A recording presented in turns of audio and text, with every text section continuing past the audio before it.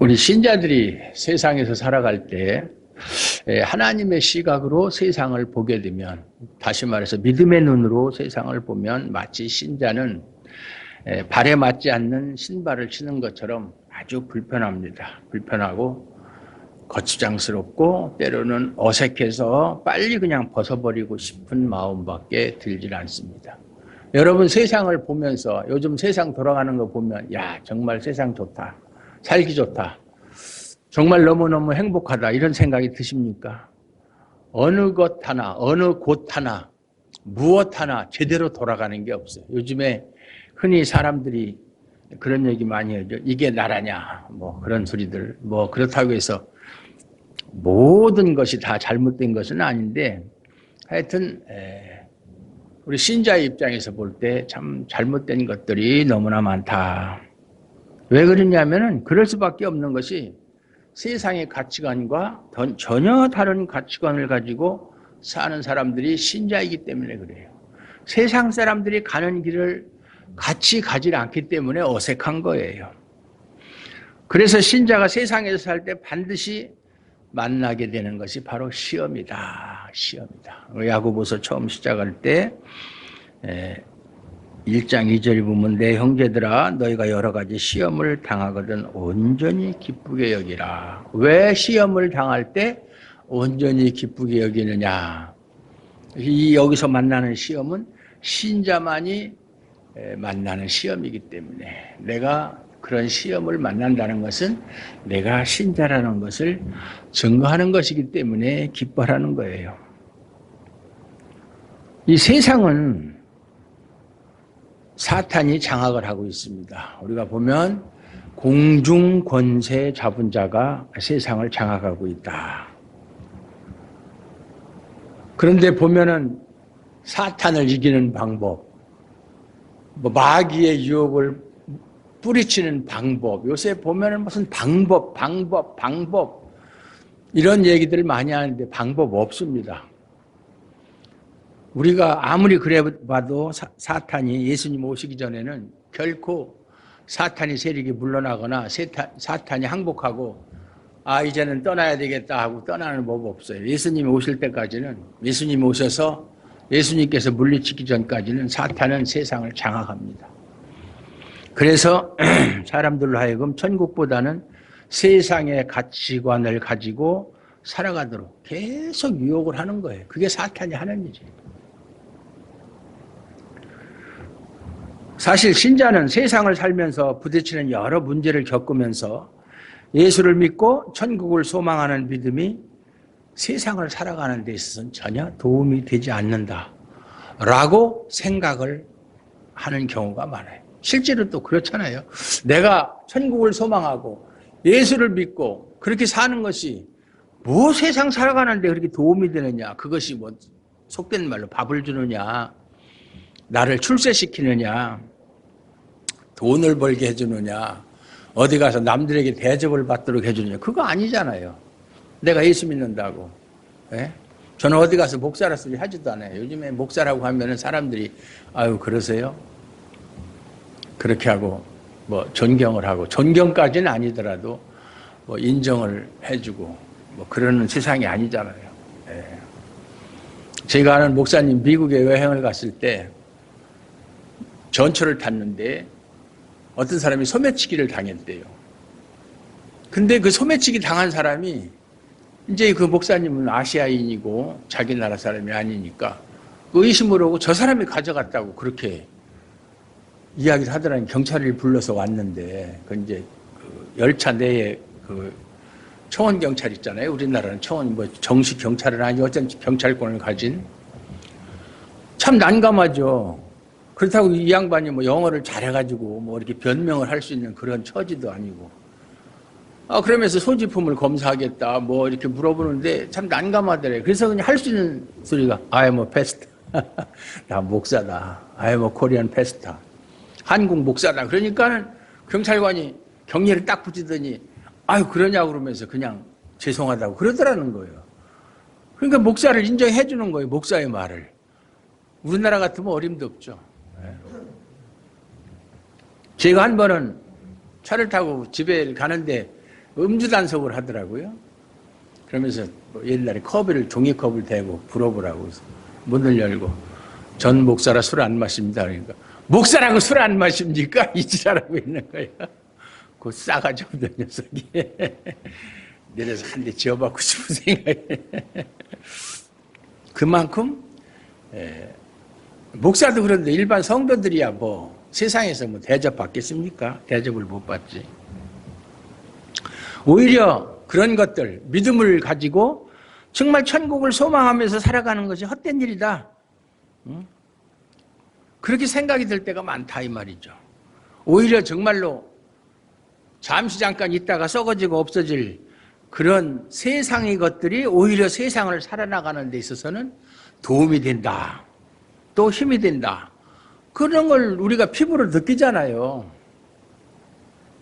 이런 현실에서 비록 신자라고 하지만 그 마음이 흔들림이 없이 오늘 8절에 있는 말씀처럼 두 마음을 품어 모든 일에 정함이 없는 자로다.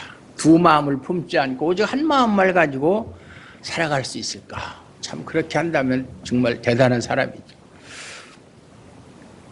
우리가 세상에서 보고 듣는 것이 뭐예요? 겪는 것이 뭐예요?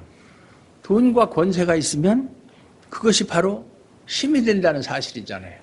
돈이 있고 권세가 있으면 그게 힘이고 남한테 결코 무시당하지 않고 남을 오히려 다스릴 수 있고 군림할 수 있는 그런 힘이 되잖아요.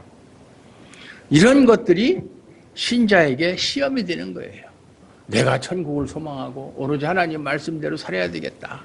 그런 생각을 하다가도 그게 현실적으로 크게 도움이 안 된다. 내가 살아가는 데 있어서. 그거보다는 오히려 세상 사람들이 추구하는 것, 힘이 된다고 생각하는 것을 오히려 따라가는 것이 오히려 세상을 살아가는 데 있어서는 더 나한테 필요한 것이다. 라고 생각이 드는 것이 바로 시험이다. 그 말이에요. 시험. 그런데 예수님은 마태복음에서 시험 당할 때 뭐라고 말씀하십니까? 네가 만일 하나님의 아들이거든 이 돌들을 명하여 떡덩이가 되게 하라. 이런 사탄의 시험에 대해서 사람이 떡으로만 살 것이 아니요 하나님의 입으로부터 나오는 모든 말씀으로 살 것이라. 이런 말씀을 하셨잖아요. 즉 세상을 잘 살 수 있도록 좋은 환경으로 개선해 주시는 것이 아니라 세상에 어떻게 살든 상관치 말고 오로지 말씀만을 고집하라는 말씀이잖아요. 예수님의 말씀은 그거예요. 떡만 갖고 살 수 있느냐. 물론 사람은 먹어야 살죠. 먹고 입고 마셔야 삽니다. 그러나 그것이 가장 중요한 것은 아니다. 그것보다 더 중요한 것이 있다. 그것이 바로 하나님의 말씀이다. 그 말이죠.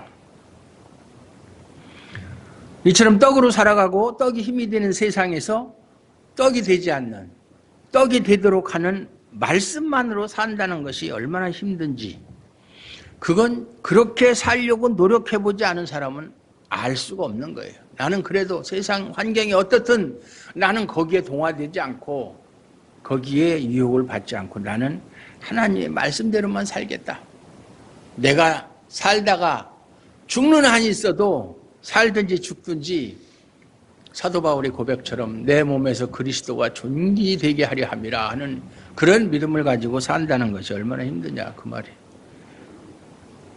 많은 사람들이 우리 신자들이 말씀대로 살면 떡이 주어지는 것으로 생각해요. 내가 하나님 말씀대로 살면 하나님이 떡을 주실 것이다.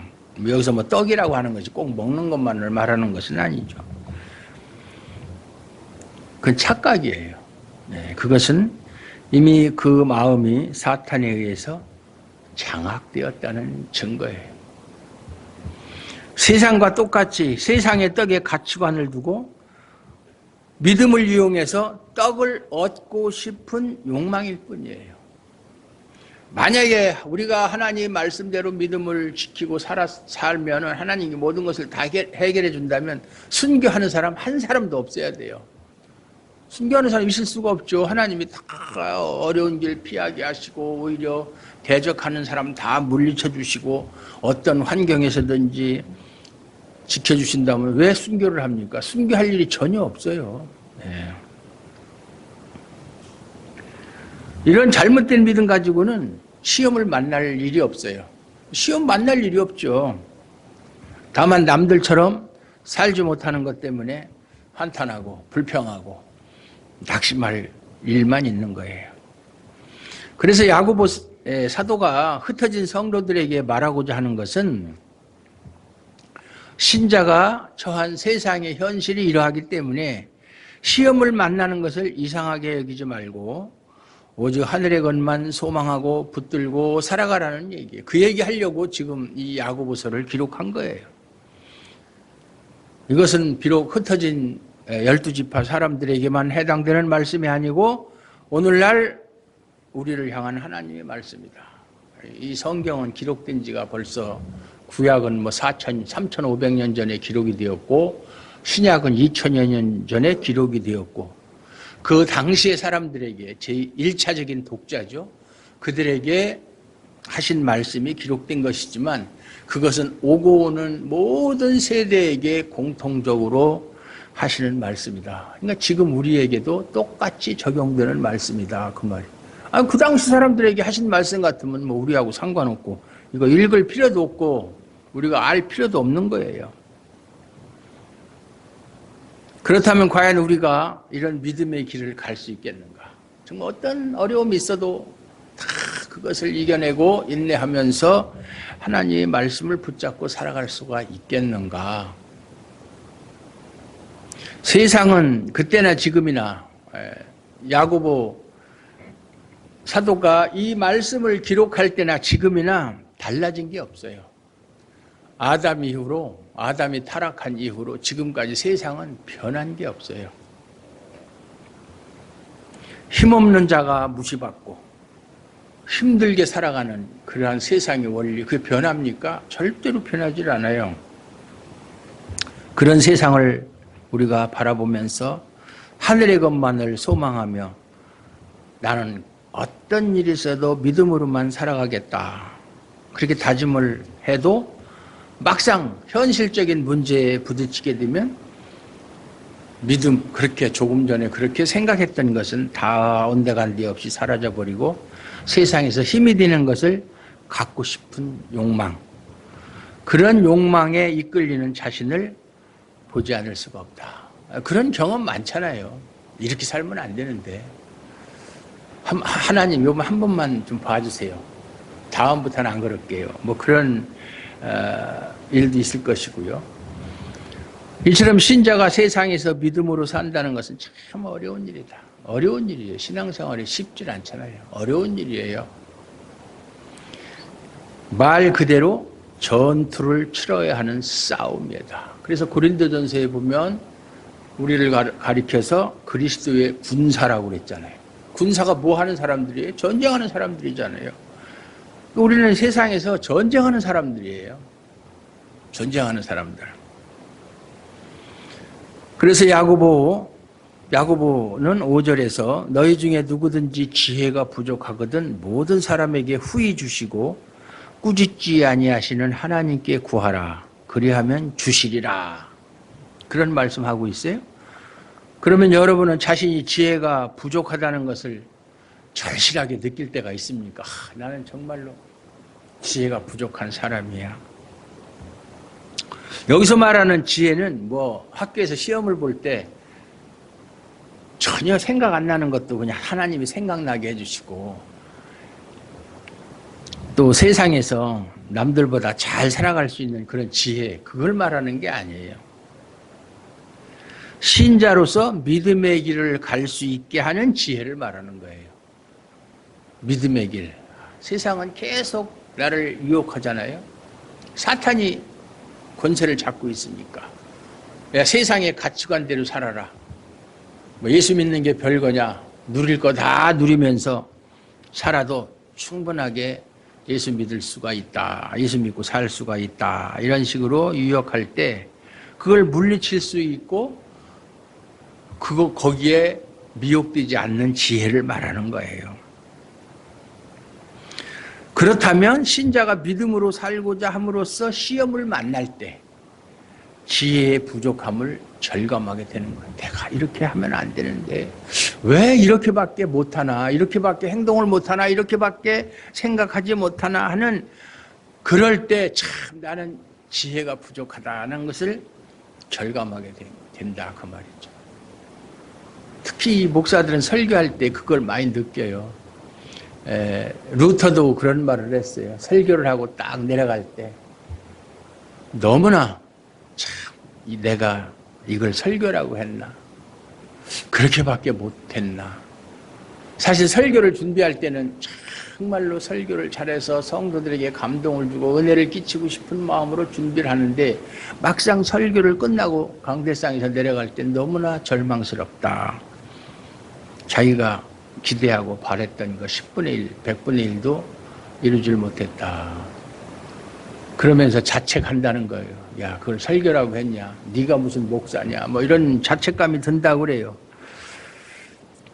뭐 그거는 어떤 목사든지 내 오늘 설교 진짜 끝내주게 잘했어. 아마 사람들이 놀랬을 걸, 그런 생각을 하는 사람은 거의 없어요. 만약 있다면 그건 진짜 잘못된 거죠. 단 한 번도, 저도 많은 설교를 했지만 단 한 번도 설교를 하고 야 진짜 오늘 설교 내가 잘했다라고 생각해 본 적이 단 한 번도 없어요. 하고 나면 부족하고. 아까 표현을 이렇게 할 걸, 이런 말을 더 해줄 걸, 더 자세히 설명을 해줄 걸, 뭐 그런 생각이 참 많이 든다 그 말이에요. 시험을 만나서 마음이 흔들릴 때 스스로 말씀에 대한 확신이 부족하고 흔들림이 없이 천국만 소망하는 믿음이 연약하다라는 것을 절감하지 않느냐 그 말이에요. 시험을 만났을 때, 그래서 마음이 흔들려, 이렇게 할까 저렇게 할까, 막 그런 그 딜레마에 빠졌을 때 말씀에 대한 확신이 부족한 거예요. 과연 이것이 맞는가? 이렇게 하나님은 이렇게 말씀하셨는데 과연 이렇게 살아야 되는가? 흔들리는 거예요. 근데 그런 것 전혀 없이 천국만 소망하는 그런 믿음을 가진다. 근데 나는 사실상 그래야 되는데 그것이 안 된다 라고 할 때 내 믿음이 형편없구나, 이런 것을 당연히 절감하게 된다 그 말이죠. 그럴 때 신자는 어떻게 해야 돼요? 하나님께 지혜의 부족함과 믿음의 연약함을 고백하면서 하나님의 도움을 구할 수밖에 없다. 하나님 도와주세요. 제 힘으로는 도저히 할 수 없어요. 이런 난관을 어떻게 극복합니까? 이런 때 어떻게 해야 됩니까? 하나님의 뜻대로 해야 되는데 제가 그렇게 할 수 있는 능력도 없어요. 지혜도 없어요. 하나님 도와주지 않으면 절대로 할 수가 없어요. 그렇게 구할 수밖에 없다. 그래서 야고보는 인간의 연약함을 알기 때문에 지혜가 부족하거든 지혜를 구하라고 말하는 거예요. 부족함을 깨달으면 당연히 구해야 될 거 아니에요. 그런데 부족함을 깨닫질 못하니까 구하지도 않는 거예요. 왜 많은 사람들이 지혜를 구하지 않는 줄 아세요? 자신이 지혜가 부족하다는 것을 깨닫질 못하는 거예요. 절감하지 못하는 거예요. 그러니까 구하지 않는 거예요. 구한다는 것은 자기가 부족하다는 것을 알을 때 구하는 것이지, 나는 부족한 게 없어. 신앙생활 잘하고 있는데 이 정도면 됐잖아? 그러면 구하질 않죠. 자꾸 하나님의 지혜보다는 세상의 것을 더 구하게 되는 마음이 앞서니까 하나님께서 주시는 지혜는 별로 나에게 도움이 되질 않는다, 이렇게 생각한다 이 말이에요. 우리가 믿음대로 살고자 하면 당연히 자신이 지혜가 부족한 것을 깨달을 수밖에 없어요. 지혜가 필요하다는 것을 생각지 않을 수 없는 것이 신자인데, 믿음으로 살고자 하기보다는 세상이 사는 것처럼 나도 좀 목에 힘 좀 주고 살고 싶다, 그런 마음이 있으면 하나님이 주시는 지혜보다는 세상의 것을 바라는 그런 상태가 된다. 그러니까 당연히 지혜를 구하지 않는다. 하나님이 주시는 세상은 세상을 살아가는 데 있어서 별로 도움이 안 되는 것으로 여기기 때문에 그렇다 그 말이에요. 야고보는 하나님을 모든 사람에게 후히 주시고 꾸짖지 않으시는 분으로 말하고 있어요. 하나님은 지혜를 구할 때, 야, 너 그것도 모르느냐? 이렇게 꾸짖거나 그렇게 하지 않고 후히 주신다. 원하는 것, 그 사람이 원하는 것보다 더 많은 것을 막 그냥 부어서 그냥 차고 넘치도록 그렇게 주신다. 결코 우리의 부족함을 책망하거나 꾸짖지 않으신다. 이렇게 이야기하잖아요. 하나님이기 때문에 얼마든지 주실 수 있는 능력이 있고 하나님에게는 부족함이 없기 때문에 주신다는 거예요. 그런데 이 말씀이 많은 사람에게 오해를 주는 말씀이에요. 특히 기도에 대한 오해를 갖게 하는 거예요. 6, 7절에서 말하는 오직 믿음으로 구하고 조금도 의심하지 말라. 의심하는 자는 마치 바람에 밀려 요동하는 바다 물결 같으니 이런 사람은 무엇이든지 죽게 얻기를 생각하지 말라. 이 말씀을 잘못 이해하는 거예요. 이 말을 어떻게 이해하느냐면 하나님께서 기도하면 다 들어주신다.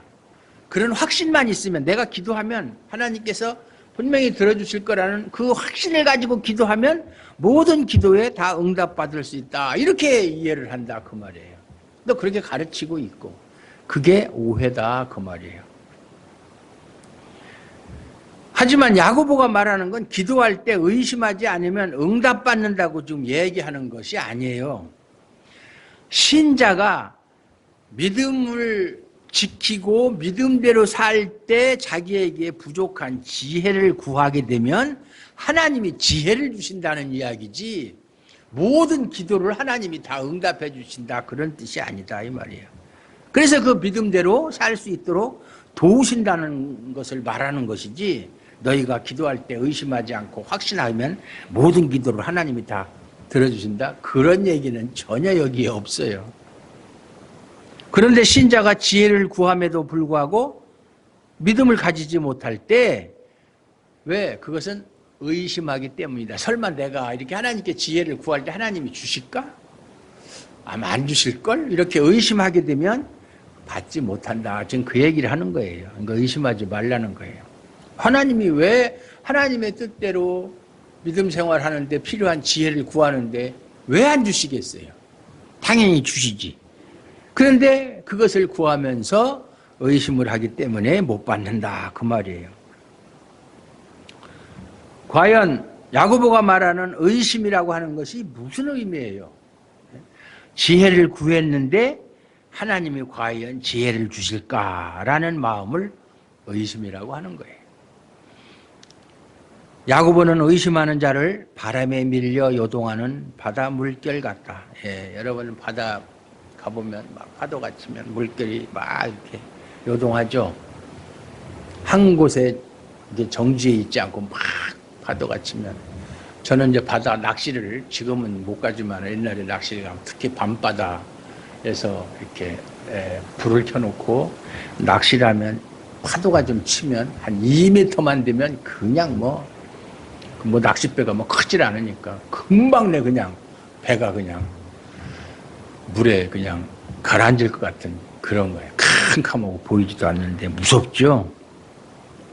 즉 바람에 의해서 그 마음이 흔들리고 요동을 치는 것을 의심하는 자, 그것을 보면서 마음이 흔들리는 것, 그것을 표현하는 거예요. 우리가 잘 아는 대로 바다 그러면 생각나는 사람이 누가 있어요? 베드로. 베드로가 생각나죠. 그 예수님께서 제자들이 배를 타고 가는데 예수님은 이제 안 오시고, 근데 밤에 밤 사경이라고 그랬는데 한밤중에 보니까 예수님이 막 바다로 걸어오시는 거예요. 제일 처음에 유령인 줄 알았죠. 깜짝 놀랐죠. 근데 보니까 예수님이 그냥 바다 위를 그냥 땅을 밟고 오듯이 걸어오시는 거예요. 근데 그때 베드로가 어땠어요?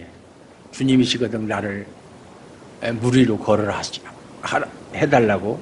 그렇게 해서 이제 베드로도 딱 배에서 내려서 몇 발자국인지 걸어갔어요. 좌우지가 걸어갔는데 너무나 파도가 치고 풍랑이 일으니까 그거 보고 무서워해서 물에 빠진 그런 이야기가 있잖아요. 이러한 베드로를 향해서 예수님은 뭐라고 말씀하십니까? 믿음이 적은 자여 왜 의심하였느냐. 그렇게 말씀하셨잖아요. 믿음이 적은 자여 왜 의심하였느냐 이렇게 말씀했어요. 예수님의 말씀대로 한다면 베드로가 물에 빠진 이유가 뭐예요? 의심했기 때문에 그래요. 그 믿음이 적은 자여 왜 의심하였느냐. 네가 의심했기 때문에 빠졌다 그 얘기잖아요. 이 바다에서 빠지지 않는 법이 있어요. 딱 오른발을 디디면은 들어가려고 할 때 얼른 빼고 왼발을 짚고 왼발이 빠지려고 하면 얼른 오른발을 그러면 물을 걸을 수가 있어요. 한번 해보세요.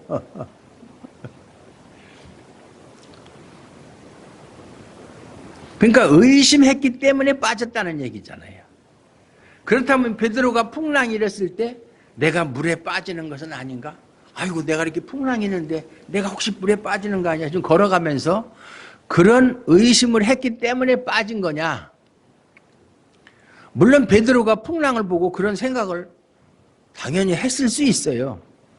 하지만 그것을 만약에 의심이라고 한다면 예수님이 말씀하신 의심이라고 한다면 결국 의심하지 않는 것은 풍랑을 보면서도 나는 빠지지 않는다. 나는 안 빠질 거야. 라는 마음을 가지는 것이 의심하지 않는 것이라고 해석할 수 있고 그렇다면 의심 없는 믿음이란 결국 뭐예요? 자기 결단과 의지라는 얘기니까 이건 잘못된 해석이다. 그 말이에요. 성경 해석을 이렇게 하는 거예요. 그냥 베드로가 의심을 했다. 예수님이 너 왜 의심했느냐? 이 믿음이 조금밖에 안 되는 놈아. 그랬을 때 베드로가 의심한 것은 물 위를 걷다가 풍랑이 막 이러니까 아이고 나 이거 빠질지도 몰라. 이것을 그건 아니에요. 그걸 의심했다는 게 아니에요. 베드로는 물 위를 걸으시는 예수님을 보고 주여 만일 주님이시거든 제일 처음에 유령인 줄 알았다고 그랬잖아요.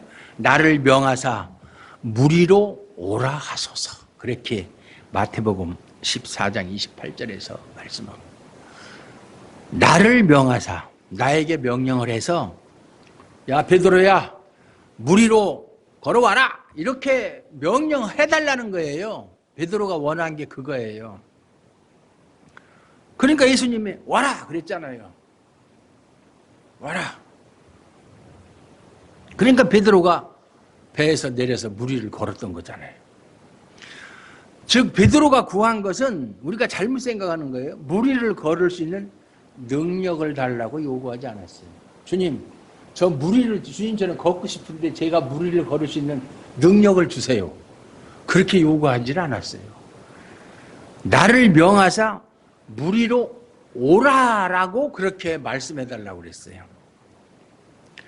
다만 오라는 말씀만을 원했어요. 베드로가 원한 것은 오라고 하는 말씀만. 그러므로 베드로가 물 위를 걸은 것은 능력을 받았기 때문이 아니라 능력을 받았으면 안 빠졌어야죠. 그렇죠? 오라는 예수님 말씀의 권능을 받았기 때문에 예수님이 오라라고 하는 그 말씀의 권능 안에 있었기 때문에 걸어갈 수 있었다 그 말이에요. 이해가 되십니까? 이해가 안 돼요? 나 더 이상 쉽게 설명 못하는데 오라고 한 예수님의 말씀에 바다가 순종을 했다. 베드로를 와라 했을 때는 베드로가 예수님에게 올 때 아무리 풍랑이 일어도 베드로가 물에 빠지지 않을 만큼 이 자연, 바다, 풍랑 이런 모든 것이 예수님의 말씀에 복종하는 상태였었다 그 말이에요. 여긴 이해가 되죠. 그 예수님이 한 번은 또 배를 타고 제자들하고 가다가 막 풍랑이 일고 막 배가 뒤집힐 것 같으니까 그때 예수님은 주무시고 있었잖아요. 그러니까 제자들이 막 주여 우리가 죽게 되었습니다. 살려주소서 그러니까는 예수님이 그냥 바람과 바다를 꾸짖으니까 잠잠게 되었다. 그러니까 제자들이 뭐랬어요? 이가 네기에 바람과 바다도 순종하는가 그랬잖아요. 자연도 예수님의 권능 앞에는 순종하는 거예요. 복종하는 거예요. 예수님의 말씀에 바다도 복종하는 상태였고 따라서 바다는 베드로를 빠뜨릴 수가 없어요. 왜? 예수님이 허락을 안 하면 빠뜨릴 수가 없는 거예요. 예? 오라고 했을 때는 베드로가 충분히 오는 동안 오고 가는 동안에 바다가 베드로를 빠뜨리지 않도록 복종된 상태에 있었기 때문에 오고 갈 수가 있었던 거예요. 그게 말씀의 권능이에요. 풍랑이라고 해도 그걸 거부할 수가 없어요. 따라서 아무리 풍랑이 거칠게 인다고 해도 베드로는 예수님의 말씀만으로, 말씀의 권능으로 걸을 수가 있었어요. 빠지지 않고. 그런데 베드로는 자신이 예수님의 말씀의 권능 안에 있음을 생각하지 않고 풍랑을 바라봄으로써 두려워하게 된 거예요. 두려워했다는 얘기 뭐예요? 의심했다 그 말이죠. 예. 아무리 풍랑이 일어도 너희가 암만 그래도 예수님의 말씀에 복종하는 상태니까 나는 그런 거 신경 안 써. 이래야 되는데 풍랑을 보고 현실을 보니까 두려운 마음이 생겼다. 즉 자신이 있는 바다가 예수님의 말씀에 복종되고 있다는 사실을 생각지 않았다. 그걸 잊어버린 거예요. 이것이 의심이에요. 이것이 의심. 이것이 의심이다 그 말이에요. 믿습니까? 대답이 시원찮아. 이렇게 보면 바람에 밀려 요동하는 바다 물결 같은 상태의 마음은 어떤 마음이냐? 이 세상에 하나님의 말씀에 복종되고 있음을 믿지 않는 것이고 이것을 두고 의심이라고 말하는 것이다. 아무리 이 세상은 사탄이 장악을 하고 우리를 미혹할지라도 어쨌든 이 세상 사탄까지도 하나님의 말씀의 권능 안에 있잖아요.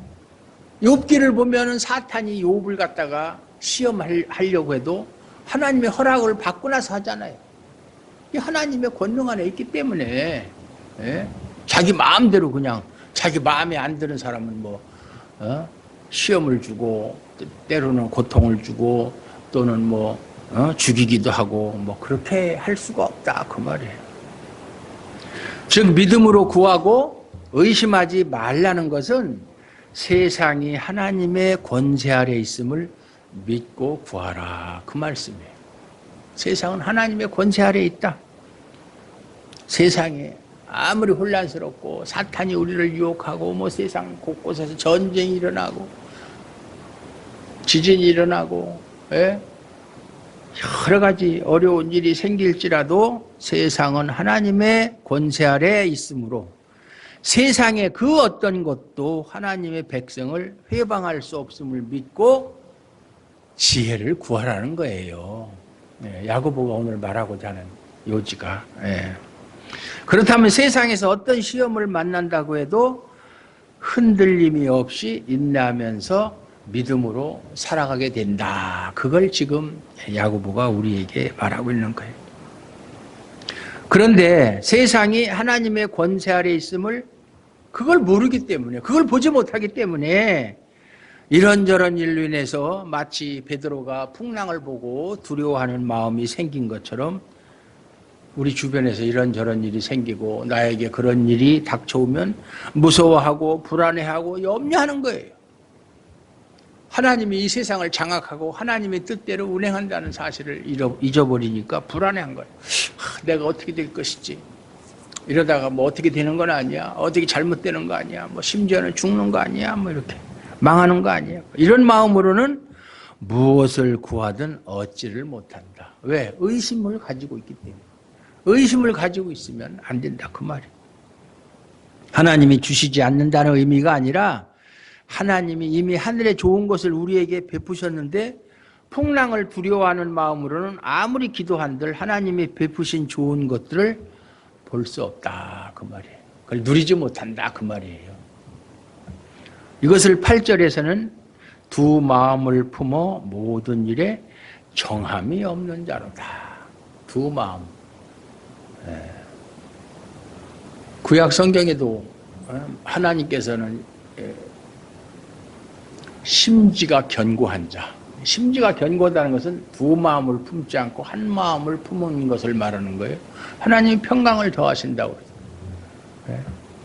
두 마음을 품는 거, 하나님도 좋고 세상도 좋고 그렇게 두 마음을 품는 그런 사람은 모든 일에 정함이 없다. 어느 한 가지도 이룰 수가 없다. 그 말이에요. 하나님이 세상을 다스리고 있음을 보지 못하고 세상을 보면서 근심하고 염려하는 것. 두 마음을 품은 것. 하나님을 믿으면 하나님께 전적으로 의지하고 하나님만 바라보고 그래야 되는데 하나님도 바라봤다가 세상도 바라봤다가 세상에서 살기가 너무 힘들은데 그러면서 하나님에 대한 그런 믿음이 또 이렇게 다운되고 하나님 앞에 가면 예배 드릴 때는 하나님께 내가 모든 것을 다 맡깁니다. 하나님의 뜻대로 행하시옵소서. 그러다가도 또 예배 마치고 세상 가운데 돌아가면 또 세상을 보게 돼. 이게 두 마음을 품은 것이다. 그 말이에요. 그렇다면 결국 두 마음을 품고 사는 사람들이 누구냐? 바로 우리들 자신이다는 것을 알 수 있어요. 여러분 그렇게 살잖아요. 저도 그렇게 살고 있고. 예. 그런데 왜 하나님께 그러한 자신을 부탁하며 도움을 구하지 않는가? 다 똑같은데 어떤 사람은 그것을 알고 하나님께 지혜가 부족하다고 지혜를 구하는 사람이 있고 한 사람은 아예 그런 필요성도 느끼지 못하고 지혜를 구하지 않는 사람. 두 사람이 종류가 있는 거예요. 그렇게 사는 건 다 똑같아요. 예? 여러분이나 저나. 근데 그렇게 살 때마다 내가 이러면 안 되는데 하나님께 진짜 전적으로 매달려야 되는데 근데 제 힘으로는 정말 저 믿음이 연약해서 그게 안 됩니다. 하나님 도와주세요 하는 사람이 있고 그거를 구하지 않는 사람 그런 사람이 있다. 두 마음을 품은 마음 그걸 하나님 고쳐주세요. 그걸 낮춰주세요. 기도하는 것이 옳고 지혜의 부족을 구하면서 하늘의 것만 소망하는 자로 살게 해달라고 기도할 수밖에 없는 것이 신자예요.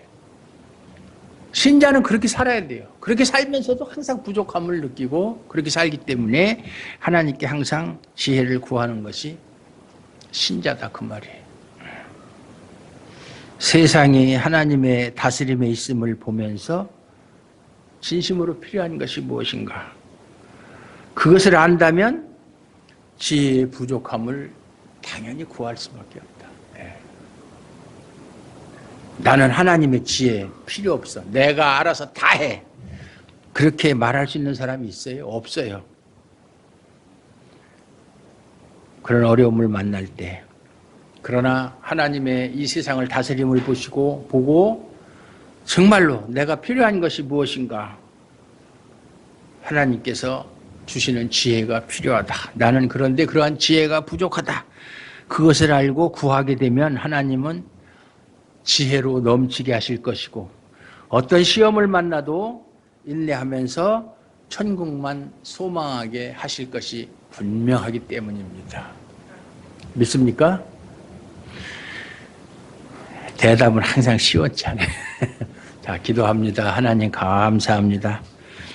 우리가 정말 이 세상을 살아가면서 우리가 만나고 부딪히는 일들을 보면서 정말 하나님만을 바라보며 하나님만 의지하며 하나님 말씀으로만 산다는 거 하는 것이 얼마나 힘든지를 오늘 말씀을 통해서 다시 한번 깨달았습니다. 저희 힘으로 이런 것을 다 해결할 수는 없고 오직 하나님께서 우리에게 주시는 지혜가 필요함을 깨달았습니다. 하나님 부족한 저희에게 지혜를 주셔서 지혜가 넘치게 하시고 어떤 일이 닥칠지라도 인내하면서 천국만 소망하며 하나님만을 의지하며 살 수 있도록 축복하여 주시옵소서. 예수님 이름으로 감사드리옵고 기도하옵나이다. 아멘.